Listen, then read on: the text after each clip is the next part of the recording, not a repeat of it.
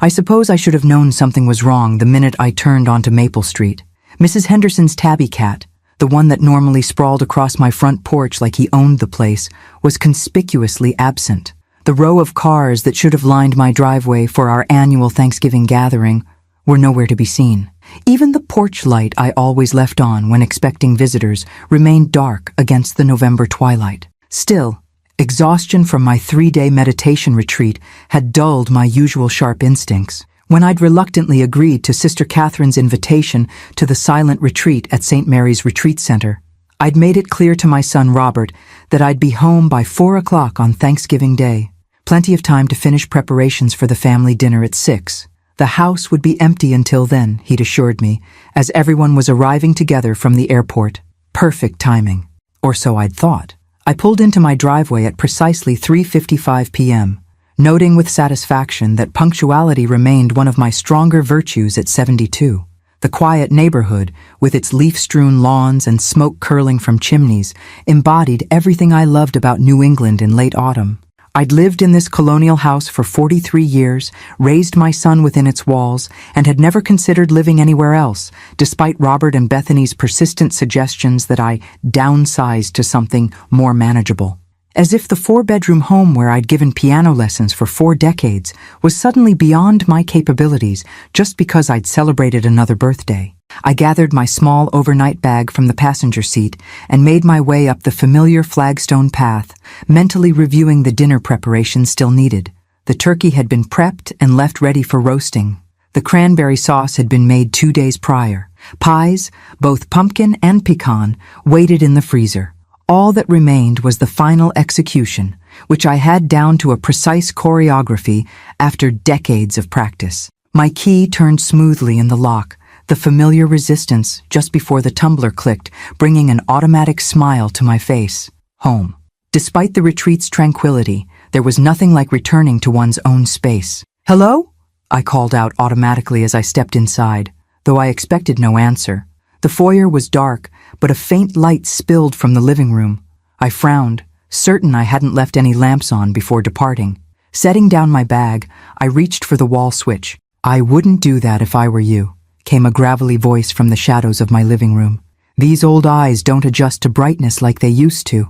I froze, my heart launching into a staccato rhythm that would have impressed my most advanced piano students. There, barely visible in the dim glow of a single table lamp, sat a man in my favorite rocking chair, a spindly figure with a shock of white hair and gnarled hands folded neatly across a tartan blanket. "Who are you?" I demanded, my voice steadier than I felt. "And what are you doing in my house?" The old man opened one roomy blue eye, regarding me with surprising sharpness. "Arthur Caldwell, Bethany's stepfather. Well, her mother's husband. Stepfather implies I had some hand in raising her, which I most certainly did not." He closed the eye again. "As for what I'm doing here, I was rather hoping you might illuminate that particular mystery." I stood speechless, my mind scrambling to place the name. Arthur Caldwell. Yes, Bethany had mentioned him, her mother's second husband, a retired professor or performer of some kind. They'd met him at her mother's funeral last spring, the first time Bethany had seen him in person. A difficult man, she'd said, set in his ways, rather like looking in a mirror, I thought fleetingly. "Where is my family?" I asked, finally stepping fully into the living room. "Where's Robert? And Bethany? The children?" Arthur Caldwell sighed, a sound of infinite patience tested. "On the table beside you. The note explains everything, or nothing depending on your perspective." I turned to see a folded piece of paper propped against a vase of fresh chrysanthemums, flowers I certainly hadn't left there. With growing apprehension, I opened the note, immediately recognizing my son's rushed handwriting. "Mom, sorry for the last-minute change of plans. Bethany won a cruise package through her office. 4 days, all expenses paid, departing today. Too good an opportunity to pass up, but they only had 4 spots. Arthur needed somewhere to stay since his retirement community is being fumigated this week. Bedbugs, don't ask. 2 problems, 1 solution. You two will get along great, both stubborn as mules and full of stories. We'll be back Monday night for a belated Thanksgiving dinner. Love you, Robert. P.S. Arthur takes heart medication with dinner. Reminder on the fridge. Thanks, Mom. You're the best." I read the note twice, certain I had misunderstood. Then a third time, as the full implications sank in. They had left, all of them, on Thanksgiving, without warning, and they'd left me with a complete stranger. A stranger who apparently needed medication and supervision. This can't be right, I said aloud, though to myself or to Arthur I wasn't sure. There must be some mistake. The only mistake, Arthur replied, finally opening both eyes, was in their assumption that we would meekly accept this arrangement without complaint. Something in his tone, a blend of irritation and conspiracy, made me look at him more carefully. Arthur Caldwell was older than I'd initially thought, perhaps mid-80s, with a face that brought to mind a weathered map, all lines and history and unexplored territories. Despite his apparent frailty, his blue eyes sparked with an intelligence that belied his years. "Did you know about this plan?" I asked. A thin smile crossed his face. "Not until they deposited me here this morning with a suitcase and an apology so insincere it wouldn't convince a kindergartner." He adjusted his position in the rocking chair with a small grunt of discomfort. Apparently my presence would ruin the cruise experience for Bethany. Something about my tendency to speak unvarnished truth at inappropriate moments. Despite myself, I felt a reluctant smile tugging at my lips. And what unvarnished truth might that be? That Bethany's new haircut makes her look like she's auditioning for a community theater production of Annie Get Your Gun, perhaps, he offered. Or that those children of hers spend so much time staring at electronic devices they'll likely evolve without the need for neck mobility. A startled laugh escaped me before I could suppress it. Whatever I had expected from this interloper, it wasn't this acerbic candor. "So," Arthur said, leaning forward slightly, "they've abandoned us both for sun and cruise ship buffets. The question is, Margaret Walsh, what do you intend to do about it?" I stared at him, surprised he knew my name, though I shouldn't have been. "How do you know who I am?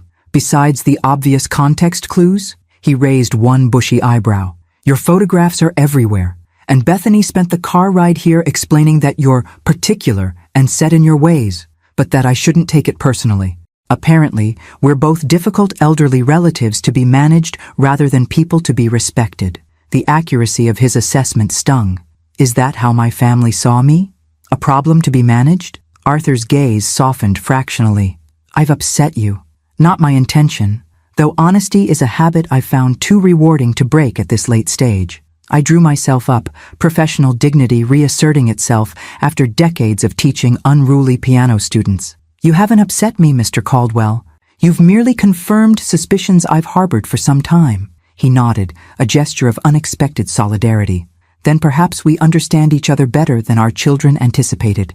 He leaned forward, those startling blue eyes suddenly animated with mischief. "Podemos começar?" "I beg your pardon?" "It's Portuguese. Shall we begin?"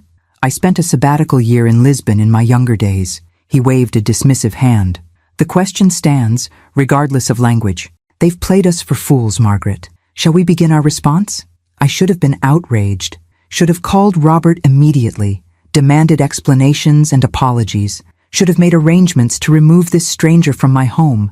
Instead, I found myself nodding slowly, a lifetime of restraint and accommodation giving way to something more primal and satisfying. "Yes," I said simply, "I believe we shall." The absurdity of my situation fully hit me as I stood in my kitchen, mechanically preparing tea while a strange octogenarian dozed in my living room. My carefully orchestrated Thanksgiving, the turkey that should now be roasting, the china that should be arranged on my dining table, the family that should be arriving any minute, all reduced to a hastily scrawled note and an unexpected houseguest. "Milk, no sugar," came Arthur's voice, startling me from my thoughts. He stood in the doorway, one hand gripping a polished wooden cane I hadn't noticed earlier. "If you're making Earl Grey, that is. Otherwise, plain is fine." "How did you know you were making tea?" He smiled slightly. "The kettle whistling was my first clue. The fact that you're British and it's precisely 4 o'clock provided additional evidence." I bristled. "I'm not British. I was born in Boston, but raised by British parents, unless I miss my guess. That posture didn't come from American public schools, and there's a hint of Sussex in your vowels when you're annoyed." He moved carefully to the kitchen table and lowered himself into a chair with practiced precision.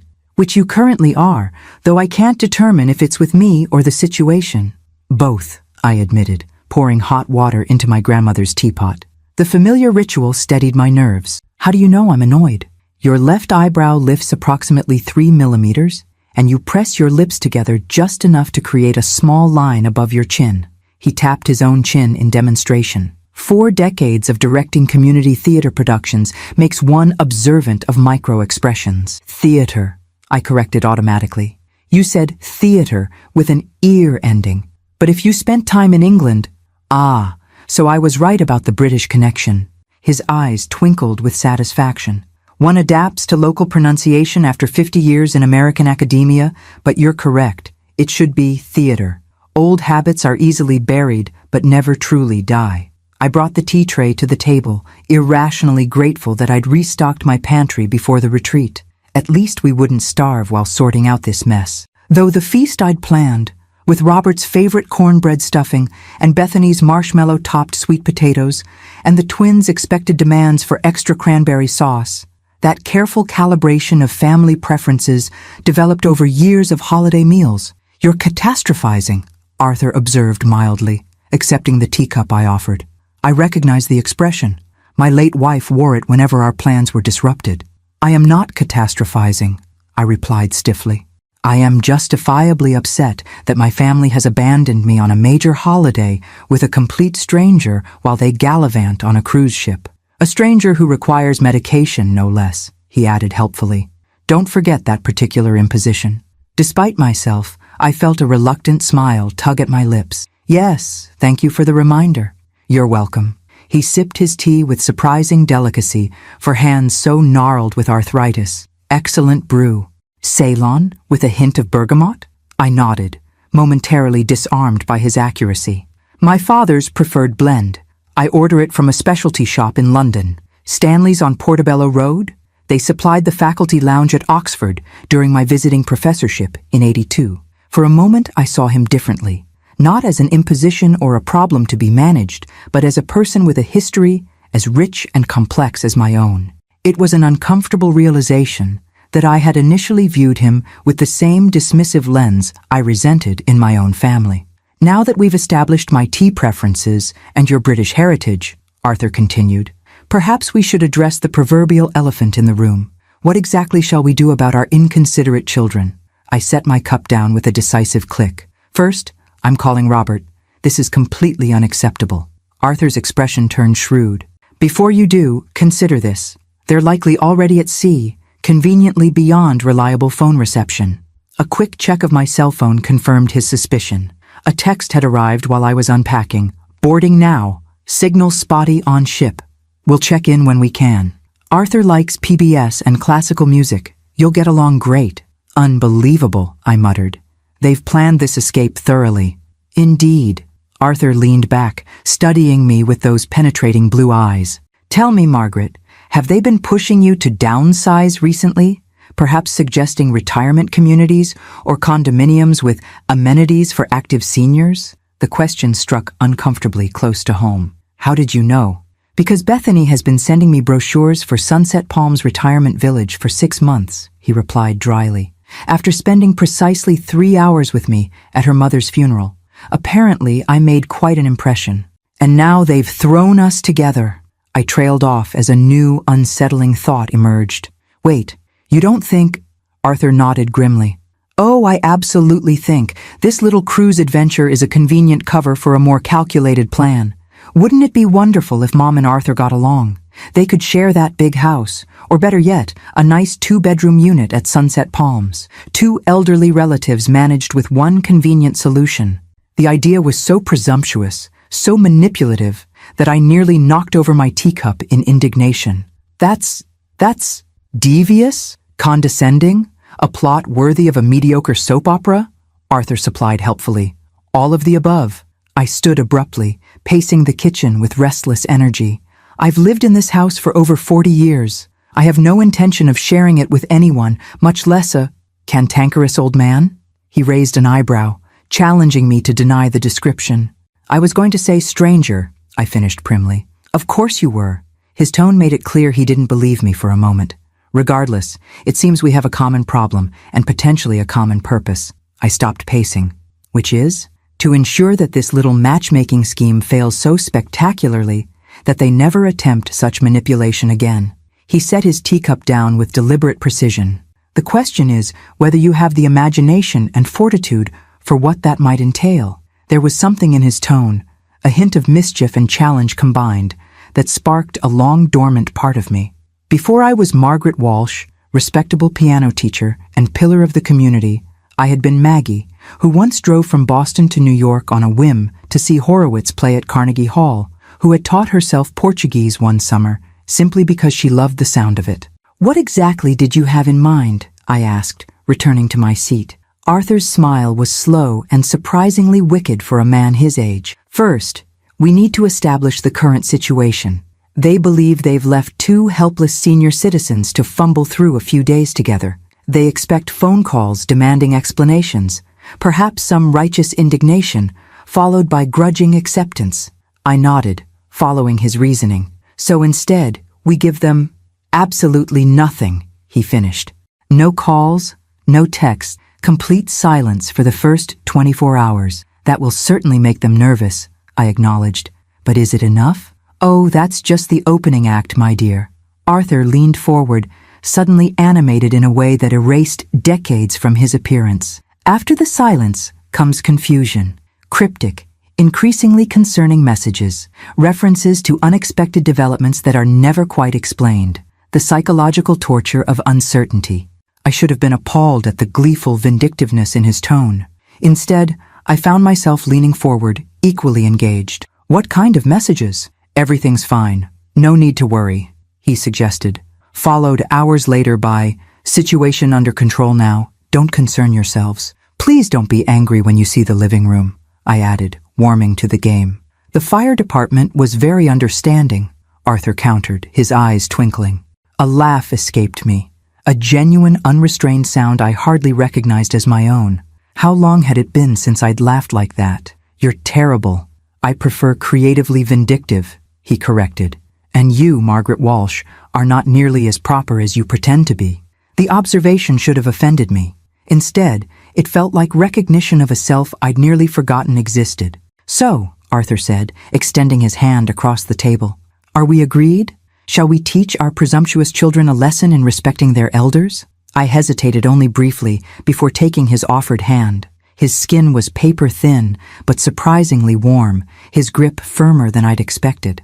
"Agreed," I said, feeling a flutter of anticipation I hadn't experienced in years. "Though I should warn you, Mr. Caldwell." "Arthur, please." "Arthur," I amended.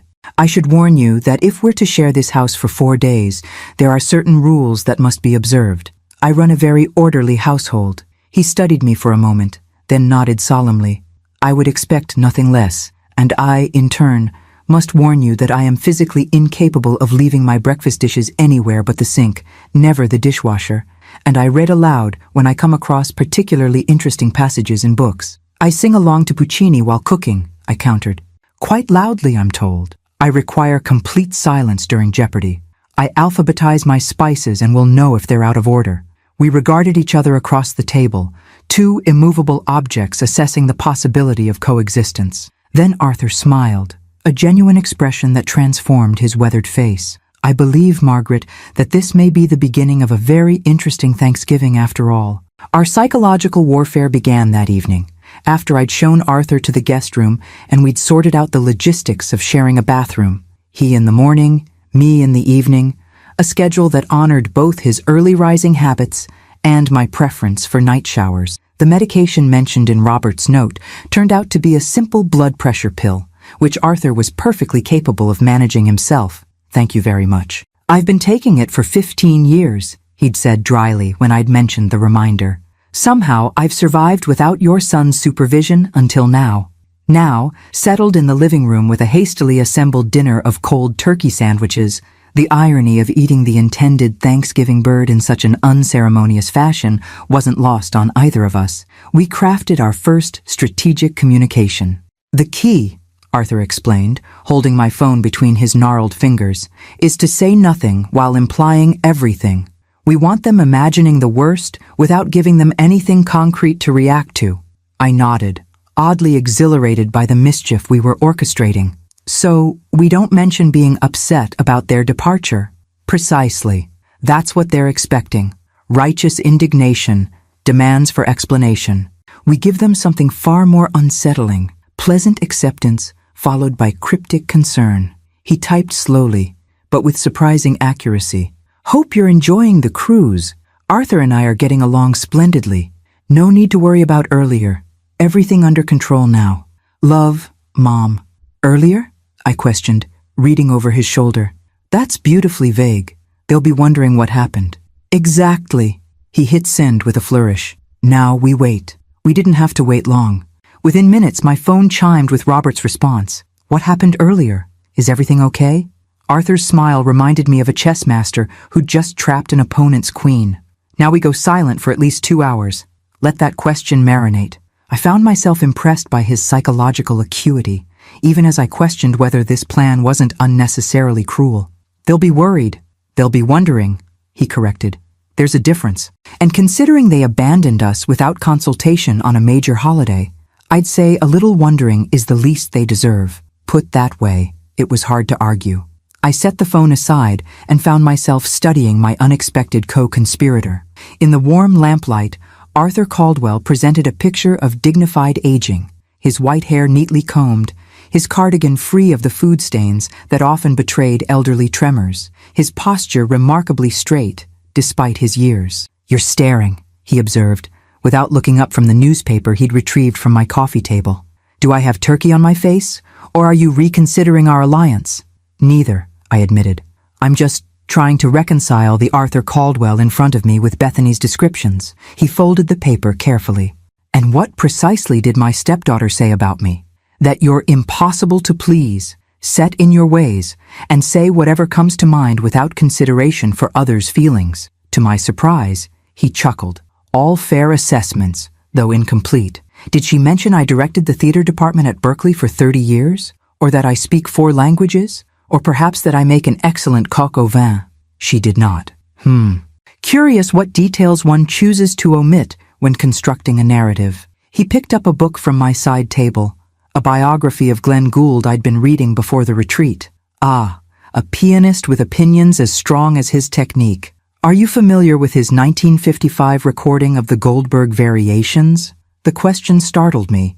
I teach it to my advanced students. The tempo is controversial, but the clarity of counterpoint is unmatched. Arthur's eyes lit with genuine interest. You're a musician? Bethany failed to mention that as well. Piano teacher for 42 years, I confirmed. Semi-retired now, but I still have a few dedicated students. Another omission from their calculus, he mused. They've matched us based on age and perceived difficulty without considering what we might actually have in common. He tapped the book thoughtfully. Do you play Bach yourself? Every morning, I admitted. The well-tempered clavier is my meditation. Would you? He hesitated, showing the first uncertainty I'd seen from him. Would you play something? It's been months since I've heard live music. The retirement community's idea of entertainment is a gentleman with a keyboard who insists on performing The Girl from Ipanema at every opportunity. The request was unexpected, but not unwelcome. Music had always been my refuge, my clearest form of communication.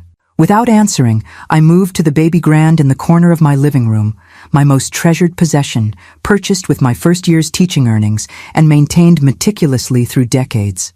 I settled on the bench, took a moment to center myself, then began the prelude in C major from Book 1 of the Well-Tempered Clavier. The familiar arpeggios flowed from my fingers, filling my living room with Bach's mathematical perfection. I closed my eyes, letting muscle memory guide me through the piece I'd played thousands of times. When I finished and opened my eyes, I found Arthur watching me with an expression of profound appreciation. You play beautifully, he said simply. With precision, but not at the expense of musicality. Rare in my experience. The compliment, delivered without hyperbole or unnecessary elaboration, affected me more than flowery praise would have. Thank you. Would you play something else, he asked? Something less structured, perhaps? Chopin? I considered for a moment, then nodded. I think the situation calls for Debussy, actually. Reflets dans l'eau. As the impressionistic harmonies filled the room, I found myself playing for Arthur with the same focus I usually reserved for recitals. There was something in his listening, an attentiveness, a genuine engagement that demanded reciprocal respect. When the final notes faded, a comfortable silence settled between us. The chime of my phone broke the moment. Robert again. Mom? What do you mean, everything under control now? What happened? Please call when you get this. Arthur glanced at the clock. Only 90 minutes. He broke sooner than I anticipated. He's always been anxious by nature, I explained, feeling a twinge of maternal guilt. Perhaps we should stay the course, Arthur finished firmly. Remember why we're doing this. They treated us like interchangeable elderly inconveniences to be managed and manipulated. A few hours of uncertainty is a small price for them to pay. Put that way, my resolve strengthened. I typed a new message. No need to worry, dear. Arthur was tremendously helpful. His theater experience came in quite handy. Enjoying a lovely evening now. Signal spotty here too. Must be the weather. Arthur read it and nodded approvingly. Excellent. The reference to my theater experience suggests some kind of performance or staging was required, while tremendously helpful implies a situation needed assistance. Masterfully vague. The spotty signal excuse gives us reason not to answer calls, I added, though I borrowed that from their own playbook, which feels a bit unoriginal. In psychological warfare, efficacy trumps originality. Arthur stifled a yawn. I believe I'll retire for the evening. Tomorrow we escalate. As I prepared for bed later that night, I found myself reflecting on the strange turn my Thanksgiving had taken. Instead of the predictable family dinner with its familiar tensions and performative gratitude, I was engaged in an elaborate deception with a man I'd known less than 8 hours. Stranger still was how energized I felt by the enterprise. When was the last time I'd felt this engaged, this mentally stimulated?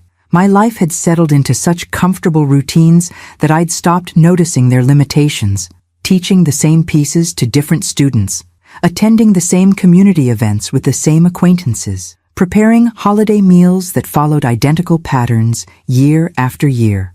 Arthur Caldwell, with his acerbic wit and theatrical scheming, had introduced an unexpected variable into my carefully ordered existence. As I drifted toward sleep, I realized I was actually looking forward to tomorrow's developments in our little drama. A feeling so unfamiliar, it took me a moment to recognize it as anticipation. Whatever our children had intended in throwing us together, I doubted very much it was this particular alliance. The thought brought a smile to my face as I finally surrendered to sleep. The fire department was very understanding about the whole situation. I looked up from my coffee to find Arthur standing in the kitchen doorway, already dressed in pressed slacks and a cardigan despite the early hour. His hair was neatly combed, and he'd clearly shaved with meticulous care. Whatever his physical limitations, he evidently maintained exacting standards for his appearance. "Excuse me?" I questioned, still foggy from a night of unusually vivid dreams. "Our next message," he clarified, moving to the coffee pot with careful steps. I thought we might escalate to implied property damage. The fire department comment should send them into a proper panic. I checked the clock, 7:15 a.m. "You've been planning psychological warfare since dawn, I see." Insomnia has its uses. He poured coffee with a steady hand, then joined me at the kitchen table. "I've also taken the liberty of silencing your phone. 3 missed calls and 7 text messages since 6 a.m. Your son is quite persistent." "Robert has always been a worrier," I acknowledged, feeling another twinge of guilt. "Even as a child, he needed constant reassurance. And you've provided it faithfully, I imagine." There was no judgment in Arthur's tone, merely observation, creating a pattern that continues into his adulthood, where he expects you to alleviate his anxiety while feeling perfectly comfortable creating anxiety for you. The assessment was uncomfortably accurate. How many times had I rearranged my schedule to accommodate Robert's concerns? How often had I prioritized his comfort over my own convenience? "They're on a cruise ship," I reminded both of us. "How much damage could our messages really do? They're supposed to be enjoying themselves." "Precisely the point," Arthur replied, sipping his coffee with evident appreciation. "Excellent brew, by the way. Their enjoyment comes at the expense of our autonomy. A little disruption seems a fair exchange." He had a point. I retrieved my phone and reviewed the mounting evidence of Robert's concern. "Mom, what's going on? What do you mean Arthur's theater experience was helpful? Are you getting these messages? Please call when you can." "Mom, seriously, we're worried. What happened that needed to be under control? Bethany thinks you might have had a break-in." Is that what happened? We're trying to get the ship's satellite phone. We'll call when we can. They're spiraling quite nicely, Arthur observed, reading over my shoulder. The break-in theory is particularly inspired. I wouldn't have thought of that. We're being terrible, I said, though without much conviction. We're being instructive, he corrected. Now, about that fire department message. I hesitated, then typed, "Good morning from a beautiful Vermont day. No need for satellite calls. Everything's fine now." The fire department was very understanding, and Arthur's quick thinking prevented any major damage. "You raised such thoughtful concerns about my curtains last visit, and now you'll get those new ones you wanted. Enjoy your cruise." "The curtain detail is inspired," Arthur said approvingly as I showed him the message. Specific enough to be credible, yet completely mundane compared to the fire department reference. The emotional whiplash is exquisite. "I'm discovering a vindictive streak I didn't know I possessed," I admitted, pressing send before I could reconsider. "Not vindictive," Arthur corrected. "Self-advocating. There's a difference." He glanced around my kitchen with its well-organized cabinets and gleaming countertops. "Now I believe breakfast is in order. Do you have eggs? I make an excellent omelet. You cook?" I couldn't keep the surprise from my voice. "I've lived alone for 20 years, Margaret. Contrary to popular belief, elderly men don't immediately lose all basic life skills upon their wives' passing." He began opening cabinets with the confidence of someone at home in any kitchen. "Clara, my wife, was an excellent cook, but she insisted I learn the fundamentals. Art, she'd say. If you can direct King Lear, you can manage a decent bechamel." The mental image of this formal, somewhat intimidating man being gently chided by his wife made me smile. "The eggs are in the door of the refrigerator, cheese in the drawer beneath the vegetables." As Arthur prepared breakfast with surprising dexterity, I found myself wondering what else I'd misjudged about him, how much of my initial resentment had been based on genuine grievance, and how much on the same age-related assumptions I deplored in my own family. "You're doing it again," Arthur noted without turning from the stove, staring and thinking too loudly. "I don't know what you mean," I protested. "You have very expressive eyebrows, Margaret. They practically semaphore your thoughts across the room." He expertly folded the omelet with a flick of his wrist. "Right now they're saying, I've misjudged this strange old man and am reconsidering my assumptions." I laughed despite myself. "Are you always this perceptive, or am I particularly transparent?" "Both, I suspect." He slid a perfectly executed omelet onto a plate and presented it with a small flourish. "Breakfast is served." The omelet was indeed excellent, light, flavorful, with herbs I didn't recall purchasing. As we ate, I found myself sharing stories of past Thanksgivings, the year Robert had attempted to deep-fry a turkey in the garage, the time Bethany's first attempt at pumpkin pie had resulted in an impromptu fire drill. "They weren't always like this," I found myself explaining, though Arthur had asked for no justification. "So, managing. Robert used to call just to chat, not to check whether I'd remembered to change the furnace filter or schedule a doctor's appointment. The shift usually comes gradually," Arthur observed. "A concerned question here, an unnecessary reminder there. By the time you recognize the pattern, the parent-child dynamic has inverted." "When did it happen for you?" I asked. A shadow crossed his expressive face. "With Clara's illness, pancreatic cancer, 6 months from diagnosis to, well," he cleared his throat. "Bethany flew in exactly twice, once when her mother was diagnosed, once for the funeral. In between, she managed everything by phone, including my transition to appropriate care." The quotation marks were audible in his tone. "I'm sorry," I said, meaning it. "About Clara, and Bethany's response." He waved away the sympathy with a gesture that didn't quite disguise its impact. "Ancient history. 3 years now, though apparently long enough for Bethany to determine I need proper supervision, despite living independently quite successfully." Before I could respond, my phone chimed with an incoming video call request. Robert, using the ship's Wi-Fi or satellite system. I showed Arthur the screen. "Shall we answer and end their misery?" I asked. "Not yet," he decided after a moment's consideration. "Decline with a message that you're helping the insurance adjuster right now and will call later." I did as suggested, then set the phone aside. "They'll be beside themselves by now." "Good," Arthur said firmly. "Let them experience a fraction of the helplessness they imposed on us. Now what shall we do with our day?" I assume you had plans beyond psychological torment? The question caught me off guard. What would I normally do on the day after Thanksgiving? Practice piano, certainly. Perhaps read. Call a few friends to exchange holiday stories. None of it seemed particularly compelling in the face of our current conspiracy. Actually, I said, making a spontaneous decision, I think we should redecorate. Arthur's bushy eyebrows rose in question. If we're claiming fire damage required new curtains, we should follow through, I explained, warming to the idea. I've disliked those living room drapes for years. Too formal, too heavy. And while we're at it, perhaps the furniture arrangement could use reconsideration as well. Theatrical verisimilitude. Arthur nodded approvingly. I like your commitment to the role, Margaret. Not just that, I admitted. I've been considering changes for some time, but inertia is a powerful force. This seems like the perfect opportunity. A home improvement project with a reluctant senior citizen you've known for less than 24 hours, Arthur mused. I can see no possible downside to this plan. Despite his dry tone, I detected genuine amusement rather than offense. If we're to convince them we've bonded during their absence, we should have something to show for it, I pointed out reasonably. Besides, you have theater experience. Surely you've designed a set or two in your time. Designed, directed, occasionally dismantled in fits of artistic temperament, he confirmed with a faint smile. Very well, Margaret.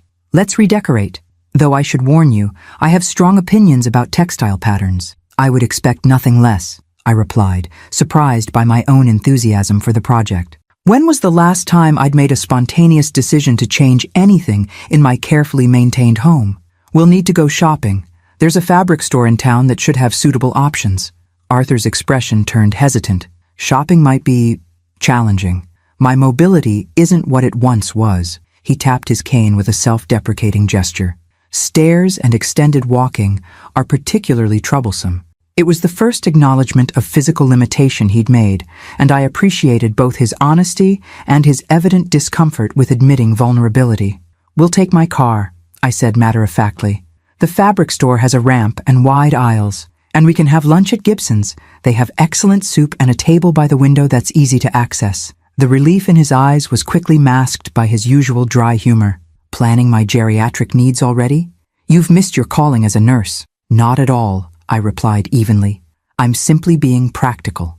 And selfish. I happen to want soup at Gibson's, and your company would make the expedition more interesting. He studied me for a moment, then nodded with surprising formality.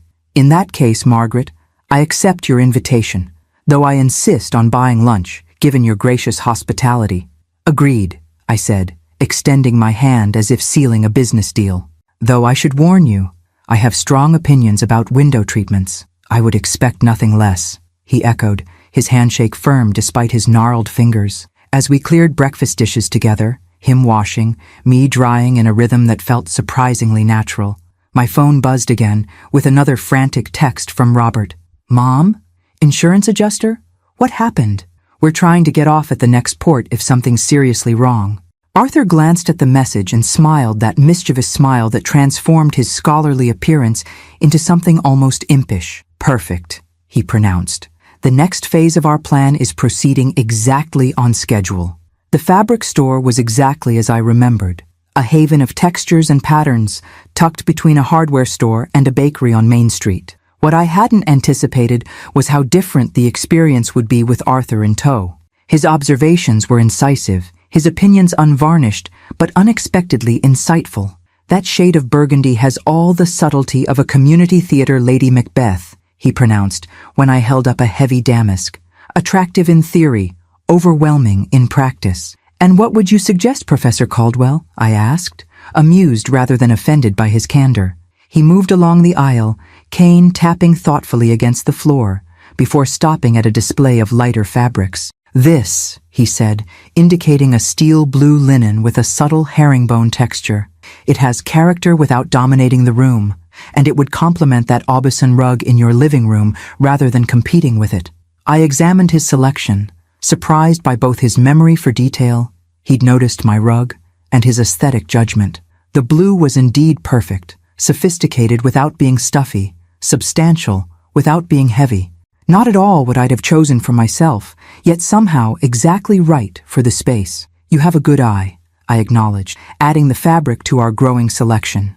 I designed sets for 4 decades, he reminded me. Fabric can make or break a production's entire aesthetic. By the time we'd finished our selections, we had materials for not just living room curtains, but also new throw pillows and a runner for my entry hall. The total was more than I'd planned to spend, but the prospect of refreshing rooms I'd left unchanged for nearly a decade was unexpectedly exhilarating. "Lunch?" I suggested as we loaded our purchases into my car. "Gibson's is just down the block." Arthur nodded, though I noticed he leaned more heavily on his cane than he had earlier. Our shopping expedition had clearly taxed his stamina, though he made no complaint. Another assumption challenged, far from being a burden. He seemed determined to minimize his limitations, perhaps to a fault. Gibson's was busy with post-Thanksgiving shoppers, but Maureen, the owner, spotted us immediately. "Margaret," she called, weaving through tables to greet us. "We missed you yesterday. The retreat went well?" "Very centering," I replied, accepting her quick hug. "Maureen, this is Arthur Caldwell, a family friend, visiting for the holiday weekend." Arthur extended his hand with old-world courtesy. "A pleasure, Maureen. Margaret promises your soup is unparalleled in 3 counties." "Charmer," Maureen laughed, clearly delighted. "For that, I'll give you the window table and throw in dessert. Follow me." As she led us to a sun-drenched table overlooking the town square, I caught Arthur's subtle wink. He'd deployed his considerable charisma strategically, securing us prime seating without any reference to his mobility needs. Clever man. "Family friend?" he questioned after Maureen left with our orders. "An interesting choice of descriptor for your reluctant houseguest. Would you have preferred the stranger my children abandoned with me for Thanksgiving?" I countered. Accurate, if unwieldy for casual introductions. His eyes crinkled with amusement. "Though we've progressed beyond strangers at this point, I think. Reluctant co-conspirators at minimum." "Unlikely allies," I offered. "I can accept that designation." He glanced out the window at the town square with its gazebo and ancient oak trees. "Charming town. You've lived here long?" 43 years in the same house, I confirmed. Robert was 5 when we moved from Boston. My husband James had accepted a position at the college. "The music department?" Arthur guessed. "Chemistry, actually. I was the musician in the family." A familiar pang accompanied the memory of James, not the sharp grief of early widowhood, but the gentler ache of a long, empty space. "He passed 12 years ago. Heart attack while shoveling snow." Arthur nodded, requiring no platitudes about better places or time-healing wounds. "Clara was 15 years ago," he said instead. "Seems both yesterday and several lifetimes past, depending on the day." "Exactly that," I agreed, grateful for his understanding. Our soup arrived, butternut squash with apple and sage, alongside crusty bread, still warm from the oven. We ate in companionable silence for a few minutes, the simple pleasure of good food providing its own communion. "Your son," Arthur said eventually. "Does he know how capable you actually are? The accomplished musician, the woman who can coordinate a complex holiday meal while simultaneously teaching piano and maintaining a home?" The question caught me off guard. "Of course he does. He grew up with me." "Children often see their parents through the narrowest of lenses," Arthur observed, focused entirely on their role as mother or father, missing the fuller humanity beneath those titles. I considered this as I broke off another piece of bread. "Perhaps you're right. Robert was young when James died. Just finishing college, he stepped into a sort of protective role almost immediately, and never stepped out of it," Arthur surmised, "even as you demonstrated year after year that you could manage perfectly well." "It comes from a place of love," I said, feeling compelled to defend my son despite our current scheme. "Most control does, in families." Arthur's tone held no judgment, only quiet understanding. We tell ourselves we're protecting each other when we're really protecting ourselves from the fear of loss, of change, of confronting mortality. Before I could respond, my phone buzzed insistently. Another message from Robert. "Mom, we're getting off at tomorrow's port and flying home. Clearly something serious has happened. Please just tell us if you're safe." I showed Arthur the message, feeling a stab of genuine guilt. "Perhaps we've taken this far enough." He studied the text thoughtfully. "The next port is likely Nassau, if it's a standard Caribbean itinerary. That means they'd be sacrificing at least 2 days of their cruise and paying exorbitant last-minute airfare. Exactly why we should stop, I insisted. This was meant to be a small lesson, not a ruined vacation. Arthur's expression softened. You're right, of course. Escalation has its limits. He thought for a moment. What if we pivot, not ending the game entirely, but redirecting it? What do you suggest? A message that alleviates their immediate panic, but maintains our narrative of unexpected developments. He considered, then dictated, everything is absolutely fine. No need to change your travel plans. The fire was just a small kitchen incident, completely under control. Arthur and I have been having a wonderful time redecorating and getting to know each other. Such an unexpected connection. Enjoy the rest of your cruise without worry. I typed as he spoke, then showed him the result. The quotation marks around fire are a nice touch, I noted, suggesting we're using it as a euphemism for something else entirely. And unexpected connection carries just enough ambiguity to keep them intrigued without panicking, he agreed. It shifts their anxiety from concern for safety to curiosity about our developing relationship, precisely what they hoped for, though not in the way they intended. I pressed send, then set my phone aside. You're quite strategic, Arthur Caldwell. 4 decades of academic politics teaches one to plan several moves ahead, he replied with a faint smile. Though I'll admit, this particular game is more enjoyable than faculty budget meetings. After finishing our soup and the promised dessert, a maple creme brulee that Arthur declared transcendent, we made our way back to my car. I noticed he moved more slowly now, the morning's activities clearly taking their toll on his stamina. Perhaps we should save the actual redecorating for tomorrow, I suggested as we drove home, careful to frame it as a scheduling preference rather than accommodation for his fatigue. Probably wise, he agreed, seeing through the pretense but accepting it graciously.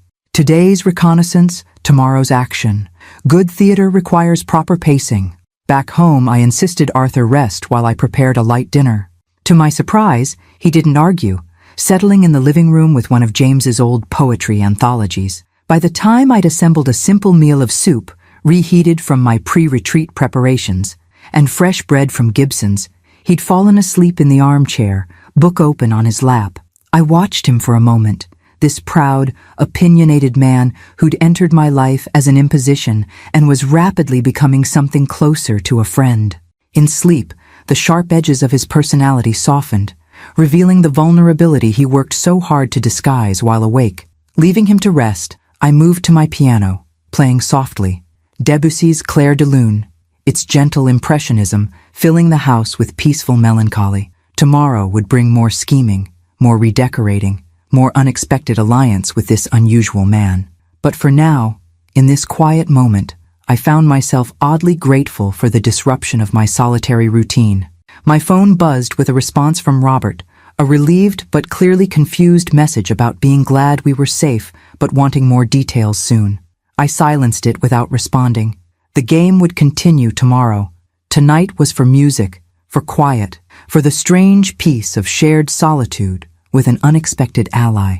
I'm not convinced about this furniture arrangement, I said, stepping back to survey our handiwork. We'd spent the morning rearranging my living room, a task that had proven more physically demanding than anticipated. The sofa seems too dominant now. Arthur, slightly winded but triumphant, shook his head. You're seeing it with memory eyes, not fresh ones. The old arrangement prioritized the fireplace, which is lovely but unused for most of the year. This, he gestured expansively, this creates conversation spaces, invites interaction rather than parallel sitting. I considered his point, trying to view the room objectively. We'd moved my sofa perpendicular to its long-time position, floated 2 armchairs across from it, and repositioned side tables to create distinct seating areas. The piano remained in its corner, but now it felt more integrated into the room rather than sequestered in its own zone. It does feel more deliberate, I admitted, less like furniture that happened to accumulate over decades. Which is precisely what it was, Arthur noted without judgment. Most homes evolve organically rather than through intentional design. We add pieces as needed, position them for convenience, then cease to see them at all. He was right, of course. When had I last actually looked at my living room, really examined the space I moved through daily? Like so many aspects of my life, it had become invisible through familiarity, comfortable but unconsidered. The curtains are next, I declared, turning to the fabric we'd draped over a chair. Though I confess I haven't sewn anything this substantial in years. Fortunately, you have access to theatrical expertise, Arthur replied, lowering himself carefully onto the newly positioned sofa. I've constructed everything from Renaissance ball gowns to alien tentacles in my time. Curtains are well within my capabilities. I raised an eyebrow. You sew? Costume design was part of my theatrical training, though I specialized in direction and set design later. He examined the fabric with a professional eye. Do you have a sewing machine, or shall we proceed by hand? In the spare bedroom closet, I replied, still processing this new dimension of Arthur's capabilities. Though I haven't used it in ages, it may need cleaning. Let's investigate, he suggested, leveraging himself up with his cane. Unless you'd prefer to rest first? We've been at this for several hours. The consideration in his tone touched me. Despite his own obvious fatigue, he was concerned for my stamina. I'm perfectly fine, I assured him, perhaps a bit more forcefully than necessary, though coffee might be in order before we tackle another project. In the kitchen, as I prepared a fresh pot, Arthur studied the photographs magnetized to my refrigerator, snapshots of Robert's family at various ages, a few older images of James and me in younger days. You have your father's profile, he observed, indicating a faded photo from the 1970s, and you've passed it to Robert. The genetic echo is quite striking. I glanced at the image, one I'd seen so many times I hardly registered it anymore. Arthur was right. The resemblance between 3 generations was unmistakable in profile. James always said Robert was more Walsh than Sullivan. My determination, my musical ear. And what did Robert inherit from his father? The question gave me pause. His analytical mind, his patience with detail. I smiled at a sudden memory. His terrible puns. James could reduce a room to groans with his wordplay. A valuable inheritance, Arthur said seriously. My Clara was similarly inclined toward linguistic mischief. Arthur, she'd say, you put the pun in punctilious. His impression of his late wife carried such fondness that I could almost see her, a woman with twinkling eyes and a quick wit, the perfect counterbalance to Arthur's formality. You miss her, I observed, handing him a mug of coffee. Every day, he confirmed simply, though the shape of the missing changes over time, less raw, more integrated into who I've become without her. The description resonated perfectly with my own experience of grief's evolution. Yes, I said, exactly that. We carried our coffee to the spare bedroom, where I unearthed my sewing machine from the closet. To my surprise, it was in better condition than I'd feared. A light coating of dust, but otherwise intact. Singer 301, Arthur noted approvingly. A workhorse. Clara had the same model. While I cleaned the machine, Arthur measured and marked our fabric with professional precision, using pins from my old sewing basket to create perfect seams. We worked together with surprising coordination, as if we'd done this many times before. By late afternoon, we had completed 1 set of curtains and were halfway through the second. We make an efficient team, I observed as Arthur fed fabric through the machine while I guided it. Indeed, he agreed, though I suspect our children would be shocked to witness this domestic harmony. It rather undermines their perception of us as difficult, solitary creatures. Speaking of which, I glanced at my phone. Robert has sent 3 more messages asking for details about our unexpected connection. Should we respond? Arthur's eyes twinkled with mischief. Oh, absolutely. But let's give them something specific, yet ambiguous. Really make them wonder. I considered for a moment, then typed, so lovely to hear from you. Arthur and I have been quite busy, completely rearranging the living room and sewing new curtains. You wouldn't recognize the place. We discovered we share a passion for Bach and Debussy. Arthur plays the most challenging Scrabble game I've had in years, though I beat him soundly last night. No need to check in so frequently. We're having a marvelous time. Kiss the children for me. Arthur read it over my shoulder and nodded approvingly. The casual mention of spending the evening playing Scrabble is inspired, suggests comfortable domesticity without overt romantic overtones. We didn't actually play Scrabble, I pointed out. A minor detail. We certainly could have. He glanced at the antique clock on my bedside table. Though perhaps we should, to maintain narrative consistency. I am, in fact, quite formidable at word games. Is that a challenge, Professor Caldwell? I asked, surprised by my own playfulness. Merely an observation, Mrs. Walsh, he replied with mock formality, though if you're proposing a contest, I would be remiss in declining. As the afternoon light softened toward evening, we paused our sewing to set up the Scrabble board in the kitchen. I prepared a simple dinner, a quiche I'd had in the freezer, reheated with a fresh salad, while Arthur arranged the board and tiles with methodical precision. House rules? He inquired as we settled at the table. Standard dictionary words only, no proper nouns, I replied, serving the quiche, and no deliberate blocking just to be difficult. Ah, you've played with strategists before, he observed, accepting a plate with a nod of thanks. I promised to focus on word construction rather than defensive play. The game that followed was the most intellectually stimulating Scrabble match I'd played in years. Arthur's vocabulary was extraordinary, his strategy subtle but effective. I found myself drawing on linguistic knowledge I hadn't accessed since my college days, when James and I would play marathon games during snowbound weekends. Quixotic, on a triple word score, Arthur announced, placing his tiles with flourish. That's 72 points, I believe. I groaned in appreciation. Impressive, though you've left an opening for...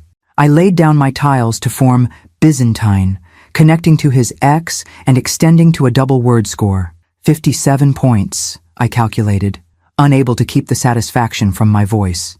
Well played, he acknowledged, studying the board with genuine respect. You're a more formidable opponent than anticipated. You assumed I'd be an easy mark? I challenged, though without genuine offense. Not at all. I simply didn't expect such strategic aggression from a piano teacher. Classical musicians are among the most competitive people on earth, I informed him. You should see the psychological warfare at conservatory auditions. He laughed, a rich, unguarded sound I hadn't heard from him before. A fair point. Clara always said the difference between a symphony orchestra and a pack of wolves was that wolves recognize when their prey is dead. The evening passed in pleasant competition, our game interspersed with increasingly comfortable conversation. I found myself sharing stories I hadn't recalled in years, anecdotes about James, about my early career struggles, about Robert's childhood. Arthur reciprocated with tales of theatrical disasters averted, academic politics navigated, and his own parenting missteps with his 2 sons, both now living on the West Coast. They call dutifully on holidays, he explained when I asked about their absence during his recent health struggles. Send appropriate gifts on birthdays. But distance, both geographical and emotional, has a way of calcifying into permanence. The undercurrent of loneliness in his matter-of-fact description resonated deeply. How different was my relationship with Robert, really? Physical proximity didn't prevent emotional distance. When our game finally concluded, Arthur winning by a mere 12 points, a margin small enough to demand a rematch the following evening, we cleared the board in companionable silence. Thank you, Arthur said unexpectedly as I placed the game box back on its shelf. For what? Allowing you to trounce me at Scrabble? For today, he clarified, his tone uncharacteristically earnest. For the sewing, and the rearranging, and this game. For treating me as a person with something to contribute, not merely an elderly inconvenience to be managed. The simple gratitude caught me off guard. You've been far from inconvenient, I said honestly. In fact, I've rather enjoyed having company, even company that arrived under such manipulative circumstances. His smile held a hint of his usual wryness, but also genuine warmth. Perhaps we should send our children a thank you note for their matchmaking efforts after all, not for the reasons they intended, but for the surprising friendship they inadvertently facilitated. Friendship, I echoed, testing the word. Yes, I believe that's what this is becoming. A notification chimed on my phone. Another message from Robert, this one including a photo of the family on the cruise ship, their smiles slightly strained with the effort of appearing carefree, while clearly still concerned about the situation at home. They look miserable, Arthur observed, glancing at the image, conscience weighing on their Caribbean paradise. Good, I replied, surprising myself with the firmness of my tone. Perhaps it will make them think twice before making decisions for us without consultation in the future. Arthur raised an imaginary glass in salute. 2 consequences. May they be educational for all involved. I mimicked his gesture with my water glass. And, to unexpected alliances, may they continue to surprise us. Sunday morning dawned with a crystalline clarity unique to late autumn in Vermont. the air sharp with impending winter, but the sunlight still carrying echoes of fading warmth. I woke earlier than usual, my mind already cycling through the day's potential activities before my feet touched the floor. This anticipation, this subtle eagerness to begin the day, felt unfamiliar after months of mornings that had blurred into sameness. 3 days with Arthur Caldwell had somehow disrupted patterns I hadn't even recognized as stagnant. Wrapping my robe around myself, I padded quietly downstairs, expecting to find the kitchen empty at this early hour. Instead, Arthur stood at the counter, methodically slicing fruit for what appeared to be an elaborate breakfast preparation. "You're up early," I observed, moving to the coffee pot, which was already 3/4 full. "Lifelong habit," he replied without turning. "Academic schedules are unforgiving, and I found early mornings the only reliable time for uninterrupted thought. Now, despite retirement's supposed freedoms, my body refuses to acknowledge any wake-up time past 6. "Mine as well," I admitted, pouring coffee for us both, "though I usually spend the time practicing piano. The morning light in the living room is perfect for sight reading." He accepted the coffee with a nod of thanks. "I heard you yesterday around 5:30. Bach's Italian Concerto, if I'm not mistaken. The Presto movement. The observation surprised me. You have a good ear." "Clara was the musician in our household," he said, returning to his food preparation. "Cellist with the Berkeley Symphony for 20 years. Some knowledge was bound to seep in through proximity." Another layer revealed. This formal man with his literary references and theatrical background had spent decades immersed in classical music through his wife. The recognition of shared cultural territory felt significant somehow, another thread connecting our disparate lives. "What are you making?" I asked, peering over his shoulder at the arrangement of fruits, bread, and what appeared to be some kind of batter. "Dutch baby pancake," he replied. "Clara's specialty, though mine is a pale imitation." I thought perhaps, given it's Sunday. He trailed off, suddenly seeming uncertain of his culinary initiative in my kitchen. "It looks wonderful," I assured him quickly. "I usually just have toast and coffee." "Nutritionally inadequate," he declared, his confidence returning. "Breakfast should fortify one for the day's intellectual and physical demands." "And what demands do you anticipate for today, Professor Caldwell?" I asked, amused by his professorial tone. He considered for a moment, sliding the prepared pan into the preheated oven with careful precision. "The curtains require completion, the throw pillows await their new covers, and—" he hesitated. "I thought perhaps you might be willing to play more extensively, for an appreciative audience of one." The request, delivered with uncharacteristic diffidence, touched me unexpectedly. How long had it been since anyone had specifically asked to hear me play? My students and their parents viewed my demonstrations as instructional, not performative. Robert and his family politely endured my playing during visits, their attention clearly elsewhere. "I would be happy to play for you," I said, meaning it. "Though I should warn you, my repertoire has grown somewhat limited with age. Arthritis makes Liszt and Rachmaninoff increasingly challenging." "All musicians edit their repertoire with time," Arthur replied matter-of-factly. "The wise ones adapt rather than abandon." Clara switched to Baroque works in her later years, fewer extended positions, more opportunity for expressiveness within technical constraints. Again, that surprising knowledge, delivered without condescension or pity, just practical understanding from someone familiar with a musician's physical realities. "You continue to surprise me, Arthur Caldwell," I admitted, setting the table as he prepared a simple fruit compote for the pancake. "Good," he replied with a small smile. "Predictability is the enemy of engagement. Clara used to say she stayed with me for 43 years because she never knew what I might say next. James was the opposite," I found myself sharing. "Completely reliable, entirely predictable. I always knew exactly how he would respond to any given situation. It was comforting." "Different personalities require different companions," Arthur observed.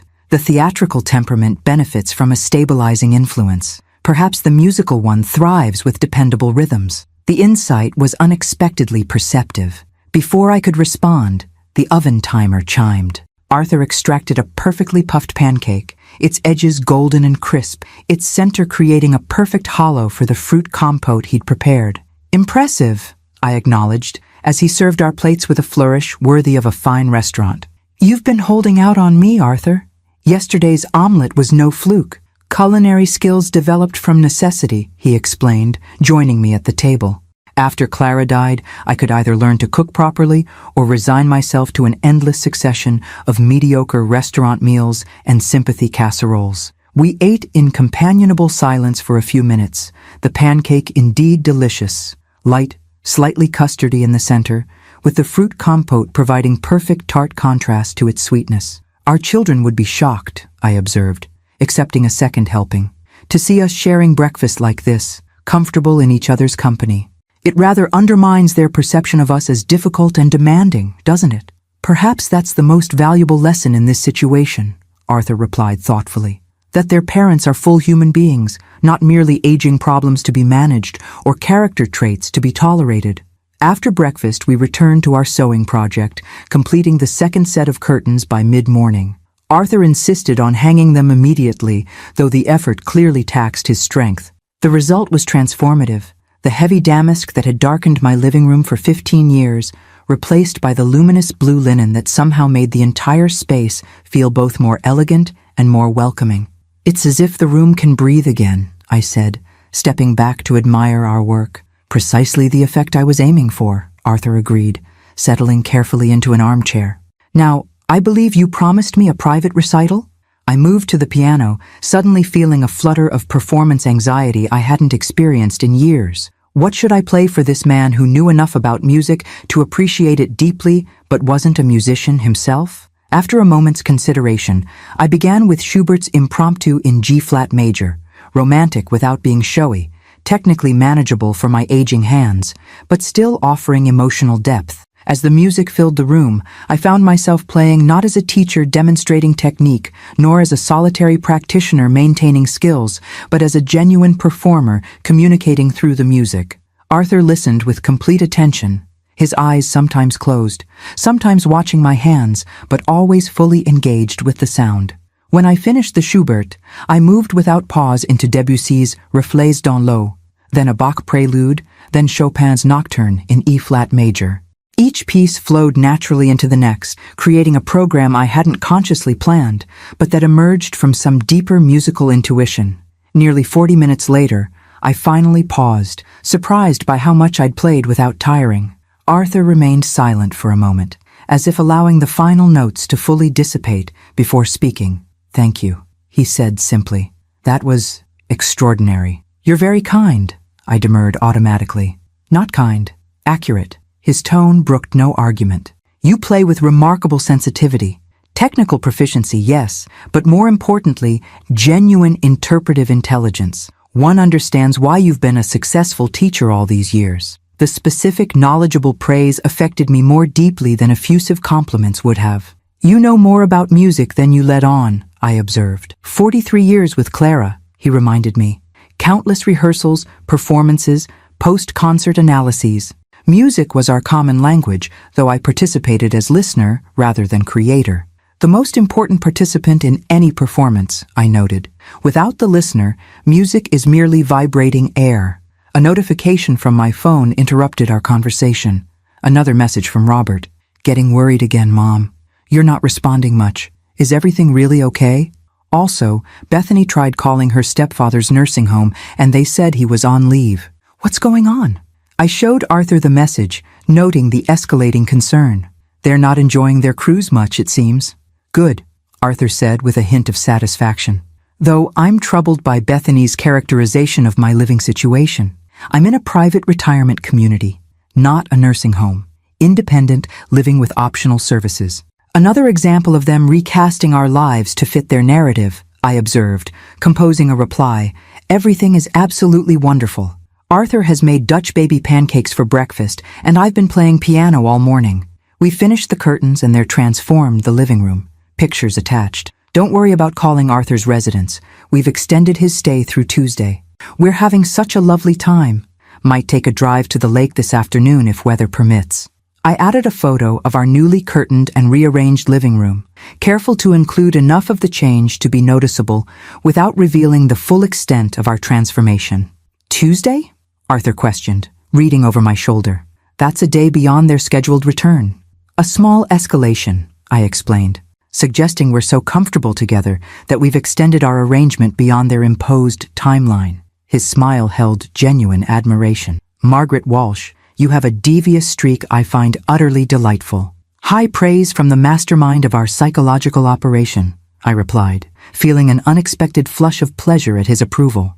Speaking of operations, Arthur said, glancing out the window at the clear autumn day, were you serious about that drive to the lake? It's been years since I've seen Lake Champlain, and the weather seems ideal. The suggestion caught me by surprise. I hadn't actually planned an outing, had merely mentioned it to enhance our narrative of comfortable companionship. But looking at the golden sunlight streaming through our new curtains, the idea suddenly appealed tremendously. I'd love to, I decided impulsively. The foliage along the shore drive should be spectacular this time of year. Arthur's face lit with genuine pleasure. Excellent. Though I should warn you, I make a terrible passenger. Clara said I have an unfortunate tendency to provide unsolicited navigational advice. I'm sure I've heard worse from 40 years of backseat driving piano parents, I assured him, already mentally planning our route. Pack a sweater. The wind off the lake can be brisk this time of year. As I gathered my own things for our impromptu adventure, I realized how organically we'd moved from reluctant housemates to willing companions in just 3 days. Whatever our children had intended in throwing us together, they couldn't have anticipated this easy alliance, this unexpected compatibility between two supposedly difficult personalities. The thought brought a smile to my face as I reached for my car keys. Perhaps the true revenge wouldn't be making them worry, but rather showing them just how wrong they'd been about us all along. Lake Champlain stretched before us like liquid silver, its vast surface reflecting the clear autumn sky with mirror-like perfection. We'd driven the scenic route, winding through forests ablaze with late-season color, Arthur proving true to his word about being an observant passenger. His commentary, however, had been less navigational criticism and more informed appreciation of the landscape, identifying distant mountain peaks, remarking on particularly spectacular maple trees, sharing historical anecdotes about the towns we passed through. The British actually fired on that harbor during the War of 1812, he'd noted, as we passed a small bayside village. A minor skirmish largely forgotten by history books, but still commemorated by local historical societies. Now we sat on a lakeside bench at Burlington Bay Park, bundled against the brisk wind that occasionally ruffled the lake's surface. I'd packed a small thermos of hot tea and some leftover maple cookies from my pre-retreat baking, which we shared as sailboats skimmed across the distance like white birds. I'd forgotten how magnificent this view is, Arthur said, his gaze fixed on the distant Adirondacks rising beyond the lake. Clara and I came here once, during my visiting semester at Middlebury, 1987, I believe. We rented a small sailboat, grossly overestimated our maritime abilities, and had to be rescued by an amused park ranger when the wind died unexpectedly. I smiled at the image, a younger Arthur, less physically limited but likely just as opinionated, adrift with his musician wife. James was terrified of water, I offered in return. He could swim, but natural bodies of water filled him with inexplicable dread. We compromised by picnicking at lookout points like this one, close enough to appreciate the lake's beauty, far enough to avoid its dangers. A sensible arrangement, Arthur nodded. Successful marriages require such accommodations. Yes, I agreed, remembering how easily James and I had navigated our differences, how we'd built a life that honored both his need for routine and my occasional impulsive artistic requirements. Though I sometimes wonder if I've accommodated too much since his death. Arthur turned slightly to face me, his expression questioning. With Robert, I mean, I clarified, allowing his concerns to shape my choices more than perhaps they should, accepting his definition of what's appropriate for someone my age. The gradual erosion of autonomy, Arthur said with understanding, nearly imperceptible until suddenly one finds oneself being managed rather than consulted. Exactly that, I confirmed, grateful for his precise articulation of what I'd been feeling but struggling to name. And I've allowed it, which is perhaps most frustrating of all. Self-recrimination serves little purpose, Arthur observed mildly. Recognizing the pattern is what matters, adjusting course while there's still time to chart a new direction. His words carried no judgment, only practical wisdom. I found myself wondering what kind of professor he had been, likely demanding but fair, challenging his students to greater clarity of thought without diminishing their efforts. "What will you tell them?" I asked after a comfortable silence. "When they return and discover our little deception?" Arthur considered the question, watching a pair of kayakers navigate the shoreline below us. "The truth, I think, that we objected to being manipulated, to decisions made on our behalf without consultation, that we chose to make a point through somewhat theatrical means. And about us? The question emerged before I'd fully formulated it in my own mind. That we discovered unexpected compatibility," he replied carefully. "That adversity, even artificially imposed adversity, can forge connections between unlikely allies. Friendship," I supplied, naming what had developed between us over these strange, transformative days. "Indeed," he smiled, the expression warming his scholarly features. "An unexpected gift from a thoroughly ill-conceived matchmaking scheme." We sat in comfortable silence for several minutes, watching the play of light on water, the distant mountains standing sentinel over the vast lake. Eventually, noting Arthur's slight shiver despite his heavy sweater, I suggested we continue our drive to a small cafe I knew in Charlotte that offered excellent soup and a view of the lake from its heated indoor porch. As we walked carefully back to my car, Arthur leaning more heavily on his cane than he had earlier, I found myself automatically adjusting my pace to match his, offering my arm on a particularly uneven section of path, not with the hovering concern of someone managing a fragile elder, but with the natural consideration of one friend for another. "You know," Arthur said as we settled back into the car, "I believe this is the first time since Clara's death that I've spent a day out without being hyper-aware of my limitations, without feeling like a burden or an inconvenience to whoever has accompanied me." The simple admission touched me deeply. "I can't imagine anyone finding your company burdensome," I said honestly. "Then you have a limited imagination indeed," he replied, though his tone held no bitterness, merely wry self-awareness. "I am, as Bethany has undoubtedly informed you, difficult and set in my ways. These qualities do not make me an ideal companion for excursions that require patience and accommodation. Perhaps you've simply been paired with impatient and inflexible companions," I suggested, navigating back toward the scenic route that would take us to Charlotte. Arthur's laugh was unexpected, a genuine sound of surprised delight. "Clara would have adored you," he declared. "She always accused me of selecting the wrong metrics for evaluating interpersonal dynamics. A fancy way of saying you misjudge people?" I teased gently. "Precisely that." His admission held no defensiveness, only self-deprecating humor. A lifelong habit I've struggled to correct. The cafe in Charlotte was exactly as I'd remembered. A converted Victorian house with a glassed-in porch offering panoramic views of the lake. We were seated at a prime corner table, served excellent butternut squash soup and fresh bread, and left in peace to enjoy both the food and the spectacular vista. "We should document this excursion," Arthur suggested as we finished our meal. "For our ongoing narrative." I understood immediately, retrieving my phone to take a selfie of us against the backdrop of the lake. Arthur leaned in slightly, his white hair contrasting with my silver gray, both of us wearing expressions of genuine enjoyment rather than the posed smiles of obligatory photographs. "Perfect," he pronounced, reviewing the image. "Send it with a suitably ambiguous caption." I composed a new message to Robert. "Wonderful day exploring the lake with Arthur. He knows so much about local history. Now enjoying soup at Charlotte Bay Cafe. No need to check in so frequently.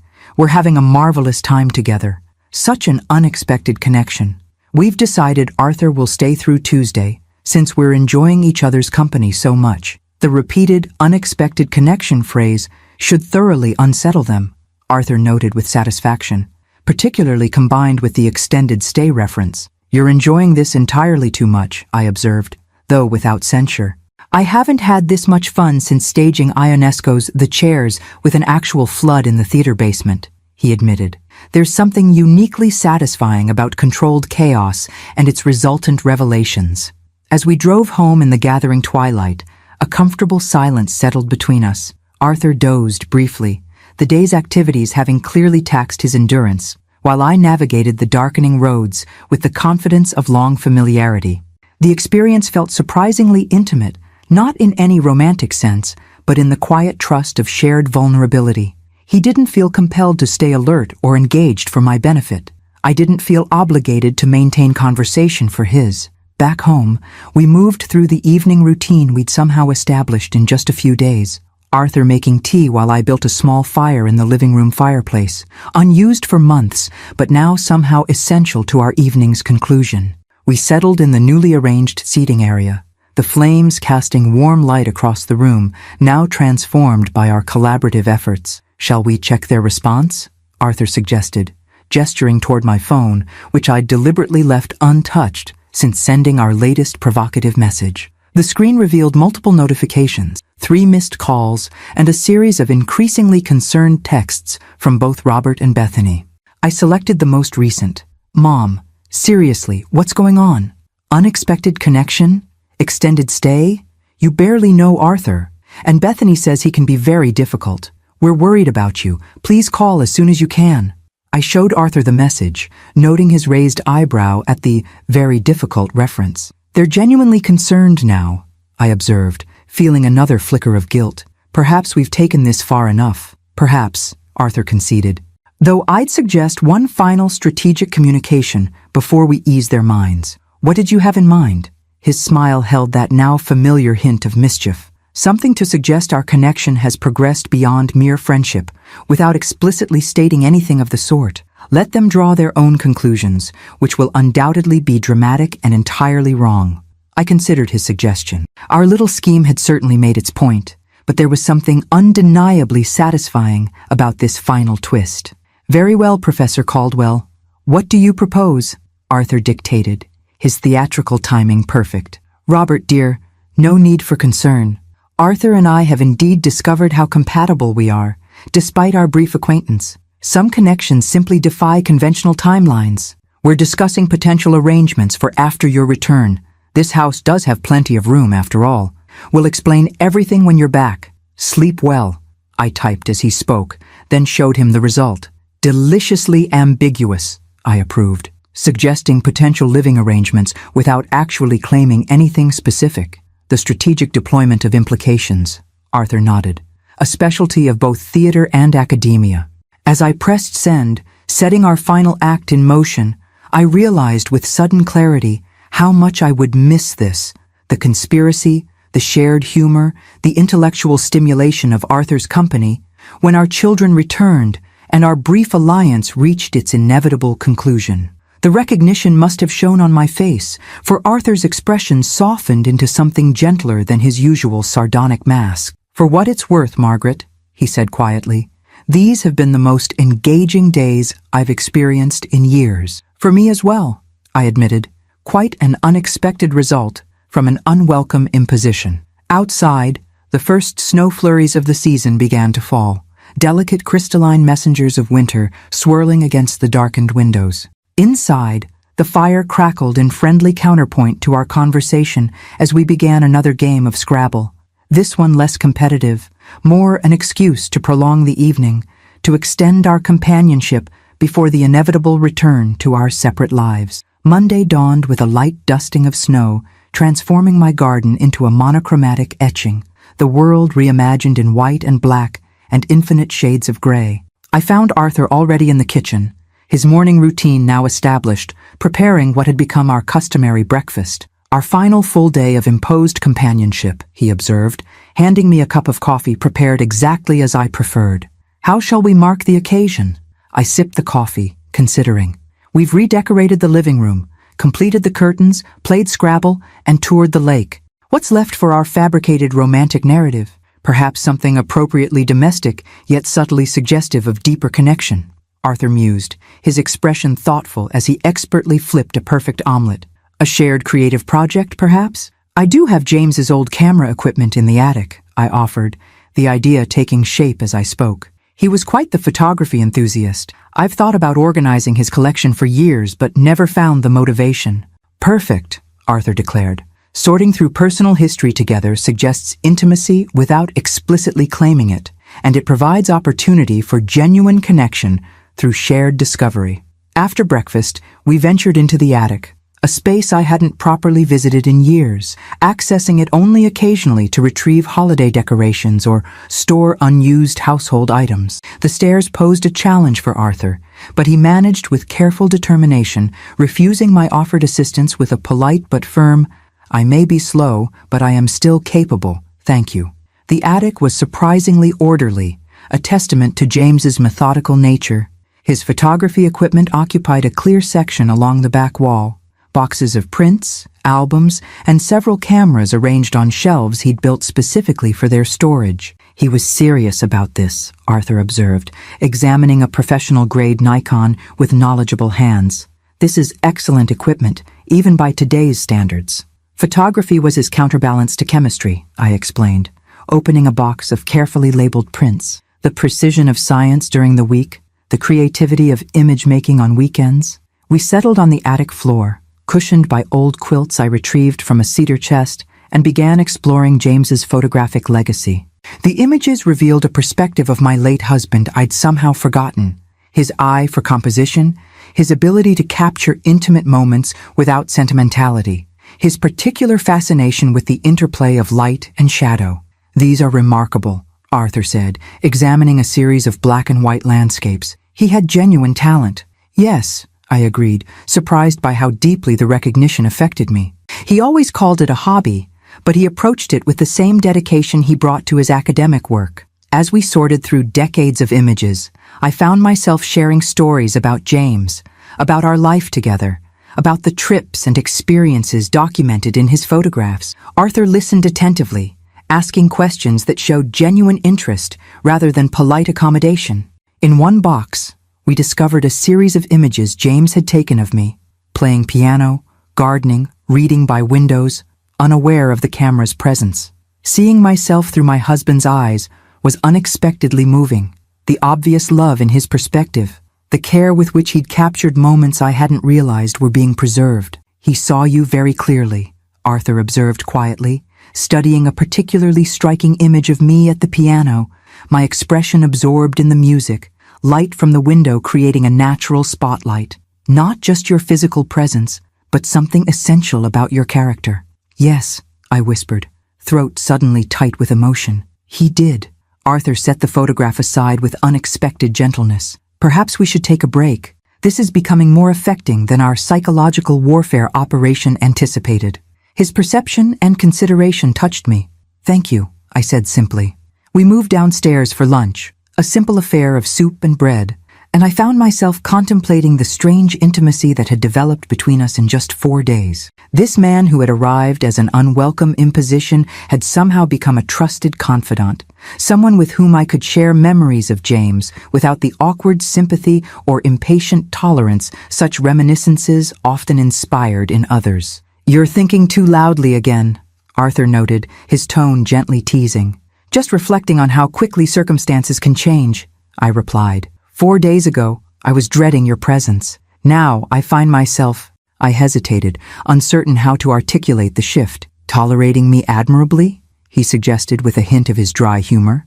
"Enjoying your company," I corrected firmly, and rather dreading its conclusion. The admission hung between us, more vulnerable than I'd intended. Arthur's expression softened, the usual sardonic mask slipping to reveal something gentler beneath. "The sentiment is entirely mutual," he said quietly. "These days have been unexpectedly significant."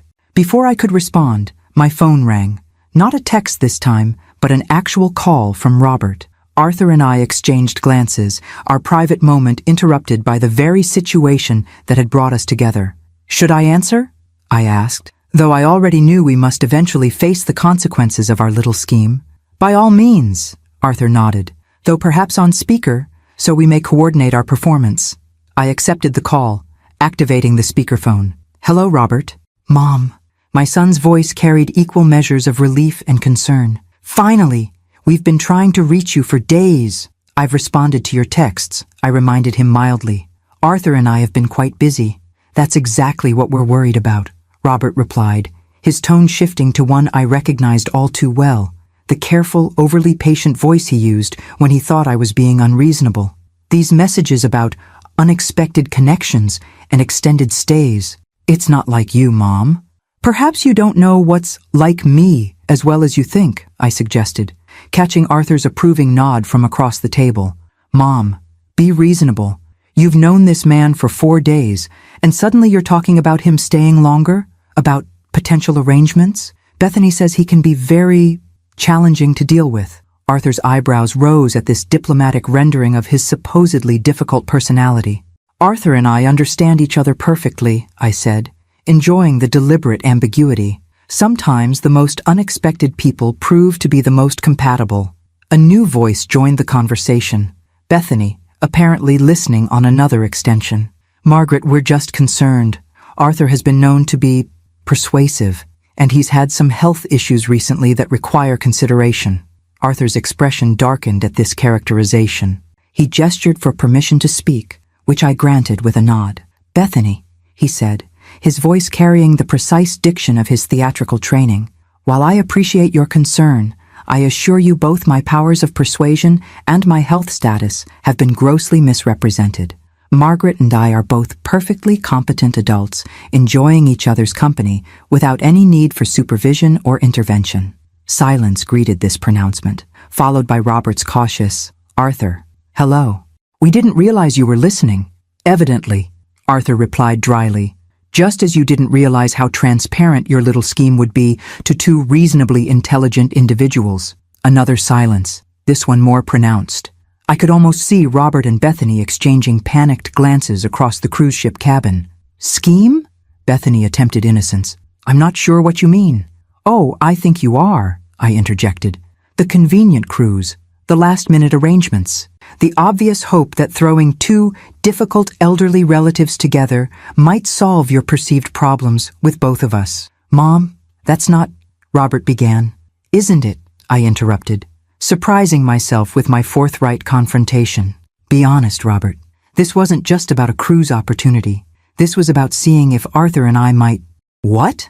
Become companions? Solve your elder care concerns in one convenient package? The extended silence confirmed our suspicions more effectively than any admission could have. We thought you might enjoy each other's company, Bethany finally offered, her tone defensive. You're both intelligent, cultured people with similar backgrounds, and both inconveniently independent in our living arrangements, Arthur added pointedly. Look, Robert said, his voice shifting to the reasonable tone he used in difficult negotiations.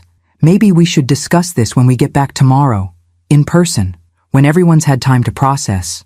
An excellent suggestion, I agreed, exchanging a glance with Arthur. We have much to tell you about our time together. Just don't make any major decisions before we return, okay?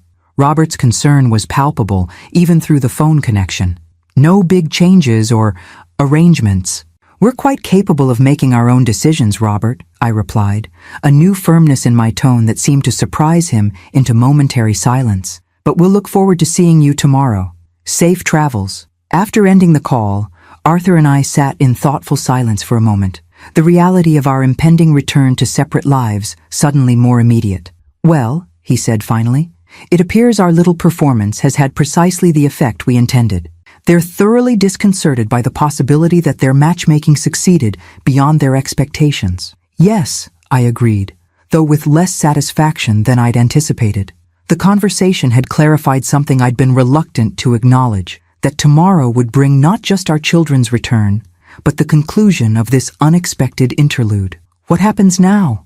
Arthur considered the question with the seriousness it deserved. We continue as planned.